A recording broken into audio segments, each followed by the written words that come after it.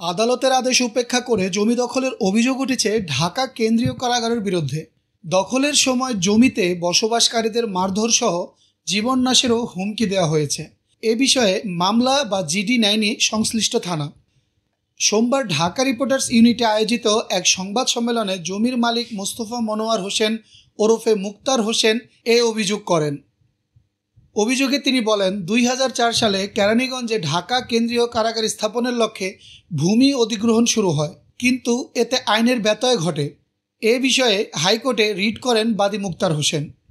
High court তার পক্ষে রায় দেন এবং গেজেট থেকে তার জায়গা অবমুক্ত করার জন্য আদেশ দেন। কারা কর্তৃপক্ষ আদালতের আদেশের বিরুদ্ধে আপিল করে। আপিল মামলা চলমান এমন অবস্থায় গত 10 সেপ্টেম্বর বুধবার কারাগারের জেলারের নেতৃত্বে জমি দখল করা হয় বলে অভিযোগ করেন মুক্তার হোসেন।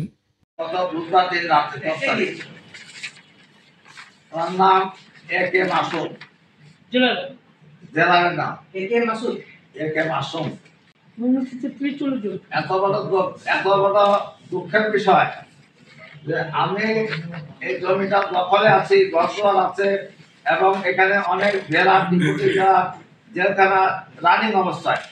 সেখানে আপনারা আমাকে কিছু জানালেন না, শোনালেন না, আপনারা কোনো চিঠি দিলেন না, হাইকোর্টে সুপ্রিম কোর্টে অ্যাপ্লিকেশন দিচ্ছেন, এরকম কোনো কিছু নাই। এর ফাঁকে দিয়ে আপনারা আপনার জায়গার আশপাশের জায়গাগুলো কি অধিগ্রহণ হয়ে গেছে? আশপাশের মধ্যে তো ওনাদের জায়গা আছে। আমি তো একবারই বললাম এই কেসটা অ্যাডেট হয়েছে, একটা কেস 12/2003 তামাদি কেসের উপরে পুরাটাই আছে। আপনি বলছেন যে তারা এই যে একটা জায়গায় বলছেন যে 30/4/2005 তারিখের রুল নিশিটা তারা গোপন করে 6/2/2005 তারিখে করছে, মানে 2 মাস আগেই তো তারা করে ফেলছে। 2 মাস পরে তারা করেছে 6/2/2005 তারিখে, মানে গেজেট হয়েছে সরকারের। তা আপনাদের এটা স্টে হয়েছে তারও 2 মাস পরে, তাহলে তো এটা তাদের আইনগত 30/4/2005 তারিখে স্টে করে, কিন্তু তারও 2 মাস আগে ফেব্রুয়ারি মাসে তো তারা গেজেট করে। তাহলে এটা আপনার মানে অবৈধতার মধ্যে কেন পড়বে? এটা আপনার ভুল হয়েছে, প্রিন্টে ভুল করছে। এটা 6 হবে, 6 আচ্ছা, 6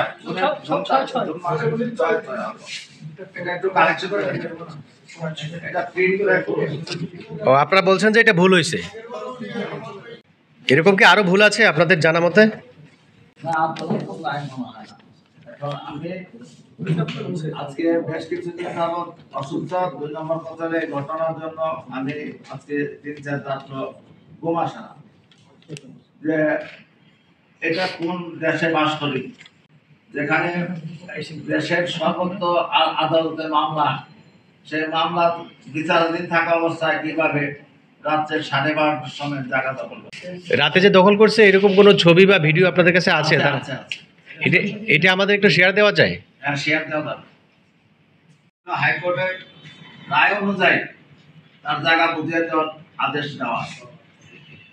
কথাটা বলছেন না এখন কি কারণে তারা আমার সাথে এরকম আচরণ। আর 2 নম্বর কথা হলো, আমি খুব আপনাদের মাধ্যমে জানাইতে চাই, মহামান্য স্বরাষ্ট্র মন্ত্রণালয়ের মাননীয় উপদেষ্টা মহোদয় আমি দৃষ্টি আকর্ষণ করছি যে উনি এটা ন্যায্য বিচার করুক। মহামান্য সুপ্রিম কোর্টে অ্যাপিলেট ডিভিশনে মামলা বিচারাধীন থাকা অবস্থায় ওনার কারাগারের জেলা তার কারারক্ষীদেরকে নিয়ে রাত্রে 12:30টার সময় আমার ঘর দুয়ার ভাঙ্গিয়া দিয়া, আমার কেয়ারটেকারদের প্রায় সরাই দিয়া, হ্যাঁ, বিদ্যুৎ লাইন ছিল সেই বিদ্যুৎ লাইনেরও কাটা দিছে। এখন তারা টিন দিয়া বেড়া দিয়ে গেছে। আমি পরের দিন খবর পেয়ে গেলাম, আমি শারীরিকভাবে অসুস্থ। রাত্রে 12:30টায় যখন এই খবর শুনলাম, আমি মানসিকভাবে একটু বিপর্যস্ত। কারণ হলো এই জায়গাটা আমি নিয়েছিলাম যে ভদ্রলোকের থেকে। আমার বাবার একটা ওসিয়ত ছিল আমার উপরে, যে রাস্তার পারে একটা মসজিদ, এটা এতিম মাদ্রাসা করে দিবা। অনেক বাপ মা নাই, যেসব 3 ছেলে মেয়ে আছে তাদেরকে যেন পড়াশোনা এখানে করতে পারে। আর তুমি তোমার ব্যবহারিক কিছু রাখবা। এখন আমি এটা নিয়ে ওনাদেরকে বহুবার চিঠি দিচ্ছি, তারা এগুলি কোনো কেয়ারে নেয় নাই। এখানে জেলখানা যখন চালু হলো তখন পিডব্লিউডির এক এসও আমাকে ফোন করলো, পরিচয় দিল। কবে কিনছিলেন? কত সালে? জি, কত সালে জমিটা কিনছিলেন? 2000 সালে। 2000 সালে। জি, আপনি বলেন। আমাকে ফোন করলেন যে আপনি একজন সার্ভেয়ার নিয়ে আসেন। আমরা সার্ভেয়ার আনবো, আপনি একজন সার্ভেয়ার আনবেন। আমি একজন সার্ভেয়ার নিলাম। পিডব্লিউডির এসও, এসডিও, ওনারা যারা আছে সংশ্লিষ্ট সকলে ছিল এবং ওনাদের সার্ভেয়ার ছিল। জায়গা মাইপা আমারটা ওনারা খুঁটি গেড়ে দিল। দুইটা প্লট, জনপ্রিয় প্লটে খুঁটি গেড়ে। এখন এখানে নাকি রিলিজ বলছেন, মহামান্য হাইকোর্ট রিলিজ বলছেন এবং গেজেট থেকে আমার জায়গা বাদ দিতে বলছেন, গেজেট অবৈধ ঘোষণা করছেন। সেখানে তারা অ্যাপিল করতে পারে, তারা অ্যাপিল করতে পারে, কিন্তু অ্যাপিলের মামলা তো বিচারাধীন মামলা থাকা অবস্থায় কিভাবে রাত্রে 12:30টার সময় একজন দায়িত্বপ্রাপ্ত কারাগারের জেলা সে তার সাংগঠন নিয়ে আসা রাত্রেবেলা আমার জায়গা দখলে নেয়। আমার সাইনবোর্ড আছে, সাইনবোর্ড ছিল। সেটা না, আপনার এটা যে কারা কর্তৃপক্ষ করছে, এটা কি প্রমাণ? এটা প্রমাণ আমাদের কেয়ারটেকার আছে সেখানে। সে কেয়ারটেকার ছিল কারারক্ষী ছিলেন, যেহেতু কারা জেলার ওদের জায়গা নিয়ে হুমকি দামকে দিচ্ছে, তাদের হাত পা ভেঙে দিব, মারবো, ওদের হ্যান্ড করবো। জেলা। হ্যাঁ, আচ্ছা, আপনি নিজেই বললেন দীর্ঘদিন ধরে আপনি তাদেরকে বিভিন্ন ভাবে বিভিন্ন সময় চিঠি দেন। তার মানে আপনাদের এই বিষয়টা 2000 সালের পর থেকেই 2000 সাল না, 2000 এলাকে 12, 2003, 2004। তার মানে দীর্ঘদিন ধরে আপনার সঙ্গে কারাগার কর্তৃপক্ষ না, তখন তো কারাগার নির্মিত হয় নাই। তখন তো ধরেন ডিসি মহোদয় এলএ ডিপার্টমেন্টের লোকজন তারা কথা বলতো আমার। আপনি একটু বলবেন আপনার জমির আশপাশে কারাগার কর্তৃপক্ষের কোনো জমি আছে? কারাগারের জমি তো অবশ্যই আছে, যেহেতু একটা এলাকা সেটা দূরত্ব কতটুকু আপনার জমি থেকে? আপনার জমি আমার জমি থেকে ওনাদের দায়িত্বপ্রাপ্ত ব্যক্তিদের যারা এনাদেরকে পাঠাচ্ছিল সার্বিয়ার কারণগঞ্জ এবং ডেপুটি জেলার আকিরুল ইসলাম উনি সহ ওনারা বলছে যে 500 কারাগারের বাউন্ডারি ওয়াল থেকে 500 দিতে। আপনাদের ভূমি অধিগ্রহণের কোনো পড়ছে কিনা? হ্যাঁ, কারাগারে ভূমি অধিগ্রহণ কিছু পড়ছে কিনা? ভূমি অধিগ্রহণ এর আওতায় পড়ছে কিনা আপনার জমি? আপনার জমিটা ভূমি অধিগ্রহণের আওতায় পড়ছে কিনা? কারণ যেহেতু কারাগারটা আগে তো আমার ছিল না। আমি তো প্রথমে বলছি, আমি বক্তব্যে বলছি যে এলাকাটা চ্যালেঞ্জ করে মহামান্য হাইকোর্টে আমি রিট করছিলাম 2005-এ। 30 এপ্রিল রুল আসছে ভূমি অধিগ্রহণের আওতায় পড়ছে, তবে ক্ষতিপূরণ না পান তোমরা বিট করতে পারেন। যে ভূমি অধিগ্রহণের আওতায় পড়ছে, তবে আমি তো ক্ষতিপূরণ না পান। ক্ষতিপূরণ নেই নাই। আমি আপনার জমি কি অধিগ্রহণ করতে চেয়েছিল তারা? অধিগ্রহণ তো নিছিল, নিয়ে সেটা ভূমি অধিগ্রহণ অধ্যাদেশের আইনে আসতে হবে। ভূমি অধিগ্রহণ আইনটা তারা অমান্য করছে। আপনি সেটা এটা ভায়োলেশন করছে, এটা চ্যালেঞ্জ করে আমি মহামান্য হাইকোর্টে রিট করি। মহামান্য হাইকোর্ট 2009 সালে হিয়ারিং এ এটা ওনারা অ্যাভেট ঘোষণা করছে। অ্যাভেট মানে এই এলাকাটা বাতিল, তামাদি হয়ে গেছে। এরপরও তারা যাচ্ছে। এরপরে তারা ওই জাজমেন্টের পরে তারা অ্যাপিল ডিভিশনে গেল। অ্যাপিল করলে অ্যাপিল ডিভিশন 7 জন মহামান্য বিচারপতি একসাথে এটা বললো যে ভূমি অধিগ্রহণ অধ্যাদেশ 1982 ভায়োলেশন করছে, কাজে আমরা হাইকোর্টের রায় বহাল, এটা অ্যাভেট এলাকার 12, 2003, 2004 অ্যাভেট ডিসমিস করে দিচ্ছে। ঠিক আছে, আপনি তো আপনার বক্তব্য বলছেন যেহেতু তারা কি হবে, আপনি আপনার বিষয়ে কি বলবেন? আপনি আপনার কাগজপত্র তুলে ধরবেন, আপনার কারা অধিদপ্তর তাদেরও জানা দরকার, তারা যেহেতু কারা অধিদপ্তরের মহাপরিদর্শক এই মামলা বিবাদী, ব্যক্তিগতভাবে করতেছে। তাই না? ওনারা তো কপি পান, কোর্টের থেকে কপি ওনাদের কাছে যায়, কি রেজাল্ট হয় কি হয় ওনারা জানেন না। আমার কথা হলো এনারা কাউকে ঢাকা কারাগার কর্তৃপক্ষ কে দিয়েছিল রাতে? জানতে পারলাম 30/4/2005 ইংরেজি তারিখে রুল নিশিয়ান অর্ডারের আদেশ গোপন রাখিয়া বিগত 6/2/2005 ইংরেজি তারিখে আমার জমি সহ গেজেট করিয়াছে।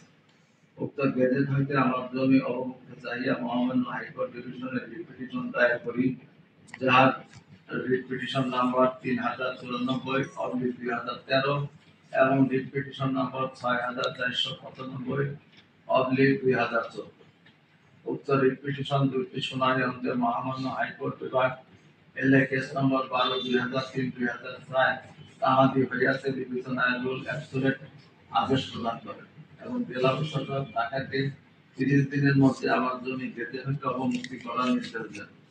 হাইকোর্টের রুল অ্যাবসোলিউট আদেশে সম্পৃক্ত হইয়া বিবাদী পক্ষ আপিল বিভাগের সিভিল আপিল নম্বর 35/2022 এবং সিভিল আপিল নম্বর 36/2022 দায়ের করেন। বর্তমানে আপিল দুইটি সুপ্রিম কোর্টের আপিল বিভাগের বিচারাধীন আছে। আমার জায়গায় আমি কাঁচা গড়বাড়ি করে কেয়ারটেকার রাখিয়া দখলে আছি এবং রীতিমতো জমির খাজনা পরিশোধ করে আসিতেছি। এমন তো অবস্থায় বিগত 10/9/2025 ইংরেজি তারিখে দিবাগত রাত্রি অনুমানিক 12:30 সময় কেরানীগঞ্জের ঢাকা কেন্দ্রীয় কারাগারের জেলাদের নেতৃত্বে 30-40 জন লোক সমেত আমার কেয়ারটেকারকে মারধর করিয়া আমার দরজা ভাঙিয়ে ফেলে এবং সিমেন্টের খুঁটি ও নতুন মিন্টির দ্বারা আমার জমি পূর্ণ সীমানা দখল করিয়া নেয়, যা সম্পূর্ণ আইন বহির্ভূত এবং অনৈতিক। মামলা বিচারাধীন থাকা অবস্থায় এমন একটা জনক কাজের প্রতিবাদে আমি সাংবাদিক সম্মেলনের আয়োজন করিয়াছি, যাহা সাংবাদিক ভাইদের মাধ্যমে সরকার বাহাদুরের নিকট সুবিচার প্রার্থনা করছি এবং দোষী ব্যক্তির বিরুদ্ধে আইনগত প্রয়োজনীয় ব্যবস্থা গ্রহণের জন্য দাবি জানাচ্ছি এবং তাদের অবৈধ দখল উচ্ছেদ করে আমাকে ক্ষতিপূরণ সহ সম্পূর্ণ জমি বুঝিয়ে দেওয়ার জন্য জোর দাবি জানাচ্ছি।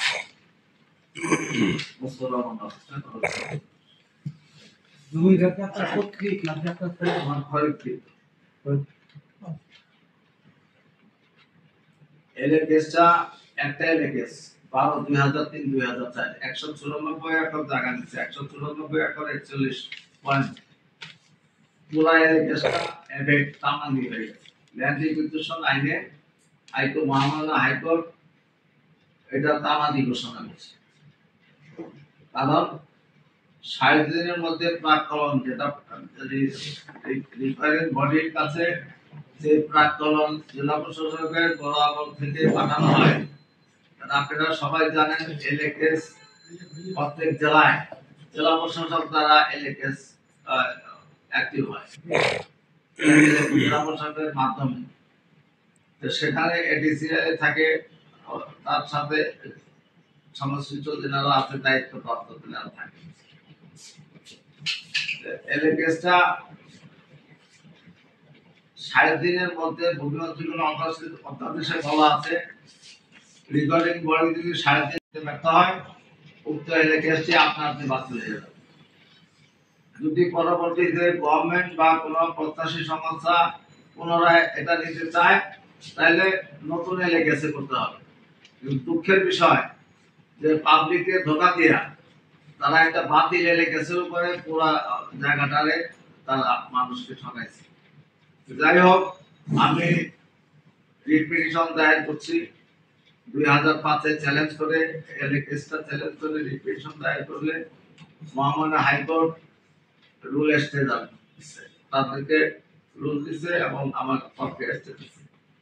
সেখানে তারা 30/4/2005-এ আমি রুল স্টে পাইলাম, সেখানে তারা জুনের 6 তারিখে আমার জায়গা সহ গেজেট করে এটা পরবর্তীতে শুনছে যখন অ্যাপিলেট ডিভিশনে যখন তারা হারলো, হাইকোর্টের রায় বহাল রেখে অ্যাপিলেট ডিভিশনের সাতজন বিচারপতি সেটাকে ডিসমিস করে দিল। পরবর্তীতে আমি যখন জানতে পারলাম তারা গেজেট করতে, তারা বললো যে আমরা গেজেট করে ফেলছি। গেজেট ক্যান্সেল চেয়ে আরেকটা রিট করলাম মহামান্য হাইকোর্টে। সেই মহামান্য হাইকোর্ট সেটাকেও অ্যাভেট বলে গেজেট অবৈধ বলে গেজেট থেকে আমার জায়গা উন্নতি দখলটা করলো এখন বলে করলো এটা কোন বলে করছে আমি জানি না। আমি জানি না একটা মামলা মহামান্য সুপ্রিম কোর্টের বিচারাধীন থাকা অবস্থায় কিভাবে এটা করতে পারে রাতে অন্ধকার 12:30 সময়। এটা একটা কি থানায় কোনো মামলা না, থানায় কোনো মামলা আমি করতে গেছিলাম, থানায় মামলা নেয় নাই, না জিরিও নেয় নাই।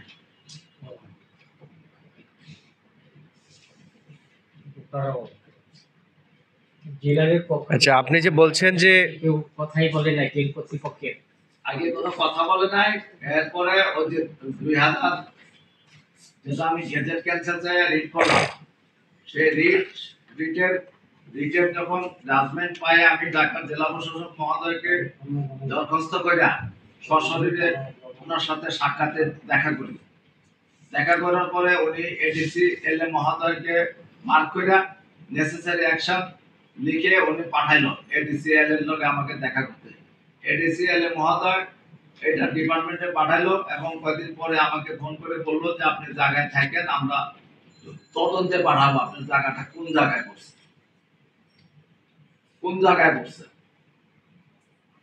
তো সেখানে ওনারা পাঠাইলেন, পিডব্লিউডির লোকজন ছিল এবং আখিরুল ইসলাম নামে একজন ডেপুটি জেলার ছিল।